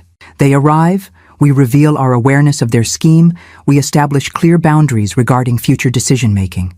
And then, he left the sentence unfinished, the then hanging between us, the return to our separate lives, the end of our brief alliance. And then, I echoed, surprised by my reluctance to articulate the conclusion we both recognized was coming. Outside, the light snow had stopped, leaving the world transformed, familiar shapes rendered new by their coating of white. Inside, a similar transformation had occurred, though less visible and more profound. 4 days of unexpected companionship had changed something fundamental in my daily existence, awakened aspects of myself I'd allowed to go dormant. The question was whether that change could, or should, extend beyond this artificial situation our children had created. Arthur met my gaze, his expression suggesting he was navigating similar thoughts. "Perhaps," he said carefully, "we should discuss what comes after then, while we still have privacy to do so." "Perhaps we should," I agreed, recognizing that whatever came next would be our choice, not our children's scheme, not their well-intentioned manipulation, but our own authentic decision about the unexpected connection that had developed between two supposedly difficult people thrown together by circumstance. I woke on Tuesday morning with the disorienting awareness that something significant was ending. Our 4-day adventure in psychological warfare and unexpected friendship had reached its final act. Robert and Bethany would return this evening, expecting to find either confirmation of their matchmaking success or the disaster of two difficult personalities at odds. What they would actually discover was something far more nuanced and perhaps more unsettling to their worldview. Arthur was already in the kitchen when I descended, though he'd departed from our established routine. Instead of cooking breakfast, he sat at the table nursing a cup of coffee, a distant expression suggesting deep thought. "Good morning," I greeted him, pouring my own coffee. "You look contemplative." "Plotting our final act," he replied, offering a smile that didn't quite reach his eyes. "The dramatic confrontation when our children return to find their scheme uncovered." "Ah yes, the denouement," I said, settling across from him, "though I find myself less interested in their discomfort than I was 4 days ago." "As do I," he admitted. "Revenge, even of our mild variety, has lost some of its appeal." We sat in companionable silence for a moment, both aware of the conversation we'd begun yesterday but not yet concluded, the question of what came after today's revelation and return to separate lives. "About our discussion yesterday," Arthur began, setting his coffee aside with careful precision. "I've been considering what comes next, after our children's return." "As have I acknowledged. "And have you reached any conclusions?" His tone was carefully neutral, giving no indication of his own thoughts on the matter. I considered how to articulate the complex emotions that had developed over our brief acquaintance. "I've enjoyed these days more than I anticipated," I began cautiously. "Your company has been stimulating, engaging in a way my life hasn't been for some time." "High praise indeed," he noted with a hint of his dry humor, "from someone who initially viewed my presence as an imposition." "The highest," I confirmed seriously. "And I find myself reluctant to return to the solitude that preceded your arrival." Arthur's expression shifted subtly. Surprise, perhaps, or relief. "I've been thinking similarly," he admitted. "These past days have reminded me of aspects of social existence I'd forgotten I enjoyed. Conversation with someone of compatible intellect, shared meals, even the small domestic negotiations of shared space. We work well together," I observed, "despite our supposedly difficult natures. Or perhaps because of them," he suggested. "Two strong personalities who respect each other's boundaries precisely because we value our own so highly." The insight was characteristically perceptive. What might have been friction between us had instead created a balanced tension, a mutual recognition of independence that paradoxically allowed for closer connection. "So where does that leave us?" I asked directly, never having been one for excessive circumlocution. "When Robert and Bethany return expecting either conflict or romance, what do we tell them?" Arthur leaned forward slightly, his blue eyes intent. "The truth, I think, that we discovered an unexpected friendship, that we enjoyed each other's company and may wish to continue that association, on our terms rather than theirs." "Friendship," I echoed, finding the word both accurate and somehow insufficient for what had developed between us. "Yes, that seems right. With the potential for more," he added carefully, "if that's something you might consider. Eventually, without pressure or expectation." The qualification was so typically Arthur, precise, leaving room for dignified retreat if necessary, yet honest in its expression of possibility. I found myself smiling at his characteristic approach. "I might consider it," I acknowledged. "Eventually, without pressure or expectation." His answering smile held genuine warmth. "Then I believe we understand each other." "I believe we do," I agreed, feeling a sense of quiet rightness settle between us. The remainder of the day passed in preparations for our children's return. We completed the finishing touches on our redecorating project, Arthur insisting on helping me prepare a welcome home meal, despite my protests that he was a guest. "No longer merely a guest," he corrected, expertly chopping vegetables for a salad. "An ally, at minimum. perhaps a co-conspirator, possibly even a friend. All of the above, I conceded, allowing him to take over the salad preparation while I focused on the main course. As afternoon faded toward evening, I found myself growing unexpectedly nervous. Our children's imminent return meant facing not just their reaction to our revelation, but also the reality of Arthur's departure. Despite our conversation about future possibilities, practical questions remained unanswered. How often we might see each other, whether our connection could sustain itself outside the intensity of these 4 isolated days. "They're here," Arthur announced from his position near the front window, where he'd stationed himself with deliberate theatricality. 2 cars. They must have driven separately from the airport. I joined him at the window, watching Robert's sedan pull into my driveway, followed by Bethany's SUV. They emerged looking travel-worn but alert, their expressions a mixture of concern and curiosity as they approached my front door. "Ready?" Arthur asked quietly. "As I'll ever be," I replied, straightening my shoulders. The doorbell rang and I moved to answer it. Arthur positioned strategically in the living room, where the full impact of our redecorating efforts would be immediately visible. "Mom!" Robert exclaimed as I opened the door, embracing me with more emotion than our usual greetings carried. "You're okay." "Of course I'm okay," I replied, accepting his hug while noting Bethany hovering anxiously behind him. "Why wouldn't I be?" "Your messages," Bethany explained, following Robert into the foyer. "They were so cryptic, and then that last one about potential arrangements." Her voice trailed off as she caught sight of the transformed living room with its new curtains, rearranged furniture, and Arthur seated in what had previously been James's chair, regarding them with calm amusement. "Arthur," she greeted him cautiously, "you're still here." "As anticipated," he replied dryly, "though perhaps not in the condition you expected to find me." "What does that mean?" Robert asked, his gaze moving between us with growing suspicion. "And what happened to the living room?" "We redecorated," I explained simply. "The room needed updating, and Arthur has an excellent eye for design." "You redecorated together," Robert repeated slowly, as if processing a complex equation. "And the fire department? The insurance adjusters?" Arthur and I exchanged glances, a silent communication that didn't go unnoticed by our children.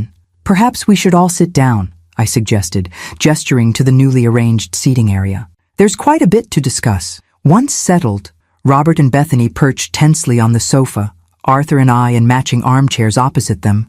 I began our carefully prepared explanation.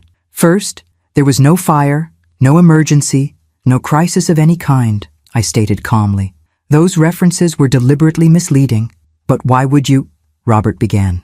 "Because," Arthur interjected smoothly, "we rather quickly discerned the actual purpose behind your convenient cruise and my equally convenient placement here." Bethany's cheeks flushed. "I don't know what you're implying." "Oh, I think you do," I countered gently. "The suddenly available cruise, the last-minute arrangement, the hope that throwing 2 supposedly difficult elderly relatives together might solve your perceived problem of our independent living situations." Robert had the grace to look embarrassed. "Mom, it wasn't like that. We just thought that we might get along," Arthur suggested. "Form a connection that would make your lives more convenient. Perhaps even consider sharing living arrangements, solving 2 elder care concerns with one efficient solution." The accuracy of our assessment was confirmed by their uncomfortable silence. "Here's what actually happened," I continued. "We immediately recognized your scheme for what it was. We were initially quite annoyed at being manipulated, at having decisions made for us without consultation. So we decided," Arthur added, "to give you a taste of your own medicine, to create sufficient anxiety and uncertainty that you might reconsider such high-handed tactics in the future." Understanding dawned on Robert's face. The cryptic messages, the references to fires and insurance, the unexpected connection. It was all a performance, Arthur confirmed, designed to unsettle you precisely as you had unsettled us with your presumptuous arrangements. That's, Bethany seemed at a loss for words. "Childish?" I suggested. "Perhaps, but effective, I think, in demonstrating how it feels to have others making decisions about your life without your input or consent." Robert leaned forward, his expression shifting from embarrassment to genuine contrition. "You're right. We should have asked, not assumed. I'm sorry, Mom. And Arthur, I apologize for putting you in this position." "Apology accepted," I said, Arthur nodding in agreement beside me. But there's something else you should know. What's that? Bethany asked warily. I glanced at Arthur, who gave me a slight nod of encouragement. While your scheme was inappropriate in its execution, it wasn't entirely misguided in its basic premise. Arthur and I have, in fact, discovered that we enjoy each other's company. You have? Robert couldn't keep the surprise from his voice. Indeed, Arthur confirmed. Your mother is an exceptional pianist, a formidable Scrabble opponent, and possesses a devious streak that complements my own theatrical tendencies quite admirably. And Arthur, I added, has proven to be thoughtful, intellectually engaging, and surprisingly domestic in his abilities. We've formed a friendship we both value and intend to continue. Friendship, Robert repeated slowly, as if testing the word for hidden meanings. Yes, friendship, Arthur confirmed, with the potential for further development should we both choose to explore that possibility. On our terms, in our own time, without external pressure or expectation. The carefully worded statement left our children momentarily speechless, exactly the effect we'd anticipated. So you're not... Bethany gestured vaguely, apparently unable to articulate the romantic scenario they'd either feared or hoped for.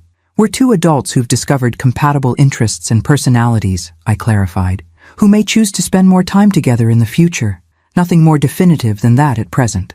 I see, Robert said, though his expression suggested continued processing.